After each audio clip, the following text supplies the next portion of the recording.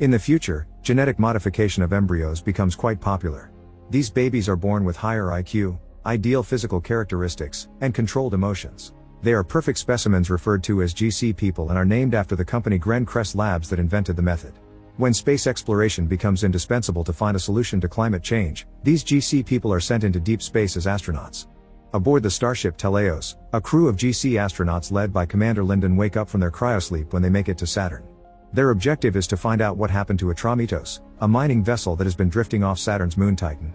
When they find it, they discover Atramitos' hull is going to rupture, and since it's so much bigger than Teleios, they have to use all their kill thrusters simultaneously to align both ships. The docking is a success, but when Zimmer and Anderson try to celebrate with a fist bump, Dr. Orson scolds them for touching, which confuses the GC biosigns. Afterward, they communicate with GC Labs CEO Nordum to inform him that they've accessed Atramitos' system and their last transmission was 3 months ago, and now nobody is answering either, thus they assume the entire crew is dead. They don't see the point of a rescue mission, so Nordum explains they need to recover the cargo. It took 2 years to mine this carbon-fixing catalyst, which will repair Earth's atmosphere. Then Duncan gets access to Atramitos' logs, where the captain explains they're finally ready to go after a bunch of delays, they just need to wait for the crew quarantine to end. On a different log, the captain comments the situation is getting worse by the hour and that a violent mutiny is highly probable. This makes Orson complain that perfect GCs like them always have to clean after the messes left by regular humans. Suddenly, they hear a weird noise coming from Atramitos. It's death metal music from the 90s.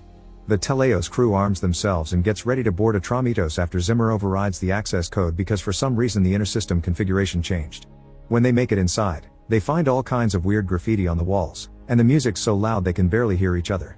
At that moment, the crew is attacked by an improvised security device. They manage to destroy it before it can hurt them, and then the crew splits to cover more ground. Zimmer discovers the black box has been forcibly removed, but at least he gets access to the system and manages to turn off the music. Anderson finds that all the greenhouse plants are overgrown, and among these plants there's Lulu, a Atramitos robot servant who informs them there's one survivor left on the ship.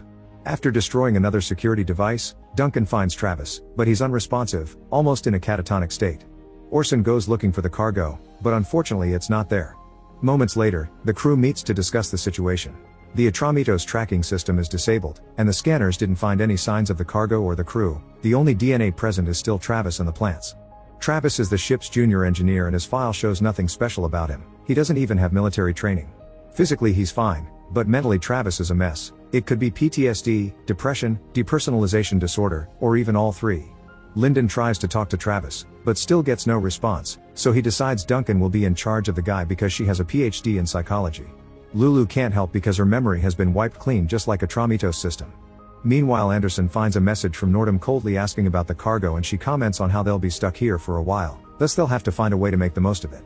This shocks Zimmer because that almost sounded like flirting, which the GC should be above. Duncan goes to see Travis and tries to bond with him through kindness and discussing matters like friendships in the crew and the effect space travel can have on the mind. Later, Duncan brings her results to Lyndon and Orson. Not a single thing she said got Travis to respond, but his face did twitch when Duncan mentioned Lulu. Duncan points out that isn't uncommon for not GC people to develop feelings for robots, especially if they look human.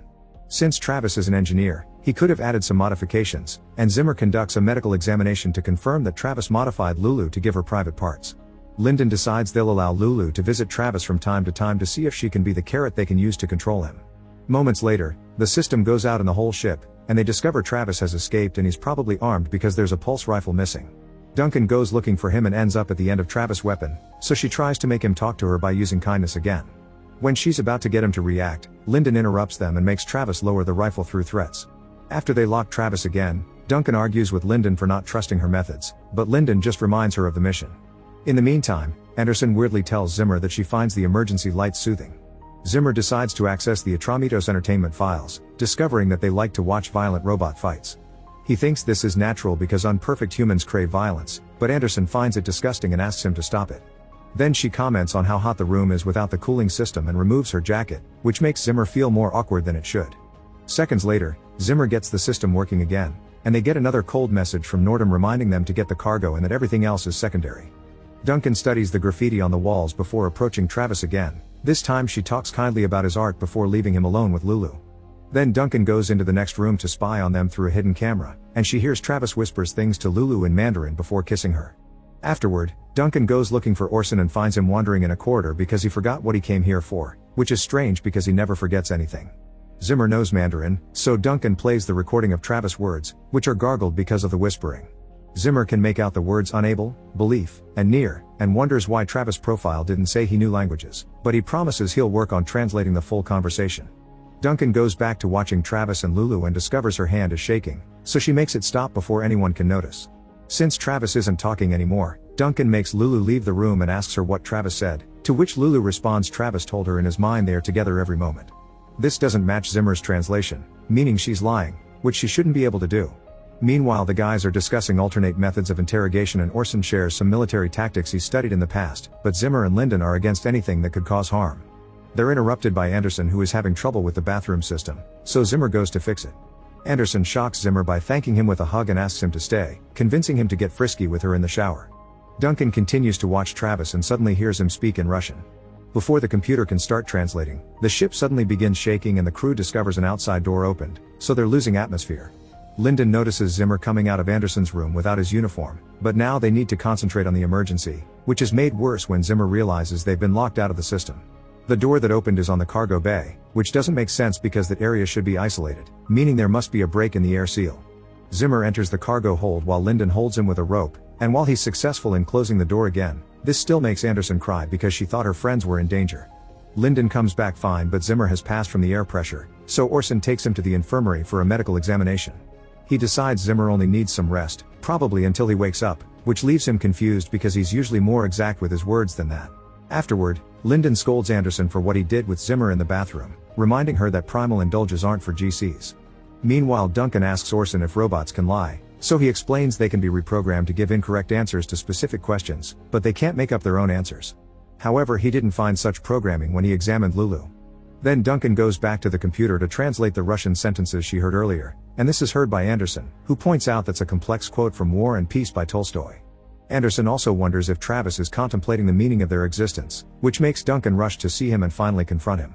After electrocuting him, she explains she thinks Travis is only pretending to be psychologically traumatized, which makes Travis answer in French, which Duncan can understand. Travis asks her not to repeat this to anyone but just adds another literature quote. Back to Anderson, she manages to get the communication system in the Atramitos working, but she sees the same message she saw before. Nordum hasn't been live, it's a recording that keeps arriving as a new message every 2 hours. Lyndon asks her to send new encrypted messages out to Earth until they get an answer, and this makes Anderson cry, so Lyndon yells at her for being emotional. At that moment, a newly woken Zimmer comes to see them, and Anderson runs to hug him, causing Lyndon to yell at them again. He thinks that if Zimmer hadn't been with Anderson, he could have seen the error in the cargo bay before it almost got them killed. Lyndon orders Anderson to go see Orson to check why she's being emotional, then he shares with Zimmer what he's found in the logs. The first year of logging was thorough with its information, but the second year became more sparse until it nearly ceased about 3 months ago, as if the information has been purposely censored. Instead of commenting on that, Zimmer wonders when Lyndon became such a twat. Orson examines Anderson, but he doesn't find any signs that there's something wrong with her. Anderson wonders if Orson feels different too, but he doesn't want to admit it. Duncan researches Travis' latest quote, which turns out to be Molière. This makes her check the graffiti under ultraviolet light, allowing her to discover a hidden message that then makes her check the logs. When Lyndon comes to check on her progress, Duncan explains Atramitos was never in real danger, and it was purposely put close to Titan's atmosphere shortly before they arrived by Travis. A recording reveals there was a dispute about the cargo that led to war and factions, making Duncan believe the cargo isn't what Nordum told them. Next, Duncan shows Lyndon the hidden message she found in the graffiti. It's a chemical formula depicting a water-based liquid compound reacting with a foreign substance. The other drawing depicts water, and Duncan remembers that when Travis tried to escape, he wasn't aiming at her, he had been aiming at the panel of the main water filtration system. The cargo bay door was where the cargo got jettisoned from, making Duncan think that the cargo was this compound that reacts badly to water and can be harmful to humans. Lyndon thinks all this is circumstantial evidence and orders Duncan to get a confession. Duncan goes to demand an explanation from Travis, who quotes Tolstoy again and implies the compound would destroy not GC people before he starts laughing, making Duncan leave in frustration while her hand shakes. Zimmer finds her in the corridor and asks about the hand, but he quickly forgets what he came here for. In the meantime, Zimmer informs Lyndon that if the cargo had been released, then it would have pulled into Titan's atmosphere and it would have survived the landing, thanks to the special box it was in. However, without more information, looking for it would be like hunting for a single grain of sand. Later, Lyndon authorizes a more extreme method of interrogation to get Travis to talk. Duncan asks Travis to confess where the cargo is or Orson will hurt Lulu, and at first Travis doesn't react, he only watches how Orson gets the robot's arm. But when Orson's about to go for the head, Travis finally snaps and gives them the codes to track the cargo box. He also accepts to explain everything related to the compound, but only if they allow him to repair Lulu. In the communication room, Zimmer tries to get affectionate with Anderson, who pushes him away for the sake of the mission. Zimmer doesn't care about the mission anymore because he's tired of not having the power of choice and confesses he can't concentrate on his job because he keeps thinking about her. When she's called beautiful, Anderson cries and kisses Zimmer. When Lyndon discovers the couple is getting frisky again, he pulls them apart and tries to start a fight, but Orson stops them when he brings the info they got from Travis. Using the code, they manage to find the cargo, although they can't get a visual. Lyndon decides he and Zimmer will go down on a pod to recover the cargo. In the meantime, Duncan brings Travis repair tools to get him to talk. He explains he was the one to jettison the bodies and the cargo, and who erased Lulu's and the ship's memories, but he wasn't able to end things for himself. Since he couldn't forget all the terrible things, he decided to embrace the craziness so he could the story on his own terms because nuance couldn't be explained on a captain's log. After the crew had successfully mined the compound from Titan, one microscopic bit on someone's glove got through quarantine and into the water supply, making all their water lethal. They sent a message to Earth to warn them the compound wasn't safe, but Nordum only told them the ship came with a special water filtering system made by his company that could deal with the compound, meaning they always knew what it could do. The crew got divided into two teams, but those who didn't want to bring the compound back to Earth were killed by those who wanted to obey Nordum. Travis survived by staying away from the conflict, and the winning team got killed one by one from the shadows. GC Labs wants the compound to kill regular humans and use their blood to fix GC people. After Duncan leaves to tell the others, Travis begins repairing Lulu. Meanwhile, Anderson finds a message from Nordum, saying this will be his last. Nordum knows that the crew is probably feeling the symptoms of unwanted emotions by now and explains that the DNA of every GC person has a tracking code that was supposed to be inert, but it's mutating and causing irreversible neurological problems. The Earth is burning and regular humans are being hunted just like Travis said, and the crew only has a few hours before they'll go completely mad. Orson, Anderson, and Duncan get together to discuss the issue, and Orson points out Travis' blood could fix them all. This would also kill him, thus Duncan decides they'll wait for Zimmer and Lyndon to return before doing anything.